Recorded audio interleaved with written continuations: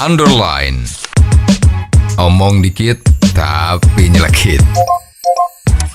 Bersama Om Bob. Temukan di channel YouTube Om Bob Indonesia. Om Bob, pemerintah sudah mengeluarkan aturan tarif batas atas harga tiket pesawat. Namun sepertinya belum ada perubahan yang signifikan hingga saat ini. Bagaimana Om Bob menggarisbawahi masalah ini? Ya, ini sebetulnya kalau pemerintah ikut campur di dalam menentukan harga tiket pesawat itu tidak tepat. Karena perusahaan penerbangan ini kan miliknya swasta. Modalnya juga modalnya swasta. Betul. Kecuali Garuda ya. Garuda itu walaupun sepertinya swasta tapi kan itu sahamnya kan milik pemerintah yang banyak. Nah sekarang bayangin kalau misalnya secara perhitungan dari sebuah maskapai penerbangan itu tidak bisa dengan harga yang ditentukan oleh pemerintah, itu akibatnya kan perusahaannya itu rugi. Lah kalau sudah rugi, siapa yang mau nomboi? Emangnya pemerintah mau nomboi ya? Kan tidak mungkin. Ya. Jadi sebetulnya kalau sudah ada situasi seperti ini, pemerintah tuh nggak bisa ikut menentukan harga, nggak cuman penerbangan saja, ya. Yang bisa itu adalah pemerintah mencari jalan agar supaya konsumen itu tidak dirugikan. Jadi kalau memang mau harga tiket pesawat itu tidak boleh tinggi-tinggi, ya pemerintah harus cari jalan. Jalan pertama bahwa pemerintah mengusahakan angkutan udara yang cukup, di mana biaya-biayanya itu disubsidi oleh pemerintah, ya. Seperti sekarang itu kalau angkutan darat itu kan ada Damri. Nah, Damri itu kalau rugi juga nggak apa-apa. Juga itu angkutan kota yang disubsidi oleh pemerintah. Jadi murah-murahan, memang itu buat rakyat. Nomor 2, bukalah persaingan yang banyak. Ya, jadi permudah izin orang untuk mendirikan perusahaan penerbangan atau mengizinkan perusahaan penerbangan asing masuk di Indonesia. Kalau itu terjadi, pasti harga itu nggak mungkin mahal. Karena berlomba-lomba untuk menarik penumpang dengan harga yang lebih murah tentunya.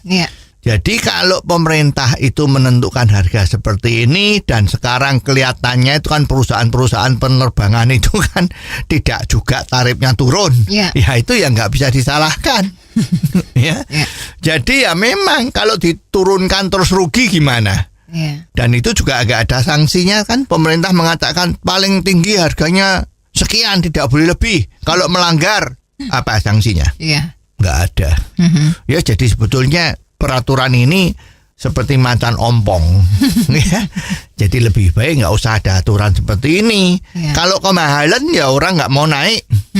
Sebetulnya kalau tiket pesawat itu mahal, itu sebetulnya menguntungkan bagi yang mempunyai perusahaan transportasi darat.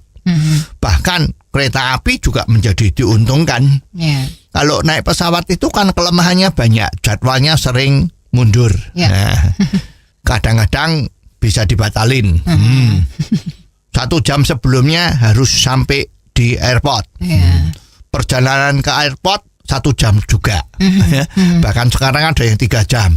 Yang di itu Kertajati, Jawa Barat, dari Bandung sekarang perjalanannya 3 jam. Nah, sekarang ya lebih bagus orang naik kereta. Karena tidak perlu 1 jam. 5 menit sebelum kereta berangkat masih bisa naik. Relatif stasiun kereta api ada di tengah kota. Ya, jadi waktunya lebih singkat. Ya, jadi kalau tiket pesawat mahal, kereta akan menjadi ramai. Jalan tol udah jadi, kendaraan roda 4, mobil-mobil sama bis juga akan laris.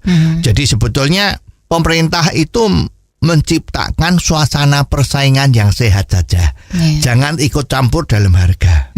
Ya, nanti kalau ikut campur ya jadinya nggak karuan begini ya, nanti jangan sampai pemerintah tersinggung. Waduh, peraturan saya kok tidak diikuti oleh perusahaan penerbangan. Ya itu malah malu kan. Jadi dibiarin aja.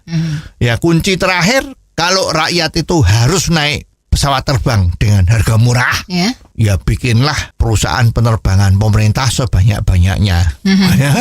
Terus dikasih harga yang murah, ya, supaya tujuannya rugi tidak apa-apa, tapi rakyat seneng bisa naik pesawat. Nah, itu lain lagi ya. Tinggal sekarang pemerintah mau milih yang mana ya, supaya ekonominya semua secara multiple effect terhadap semua angkutan, atau pemerintah memang kepingin everybody can fly dengan cheap price.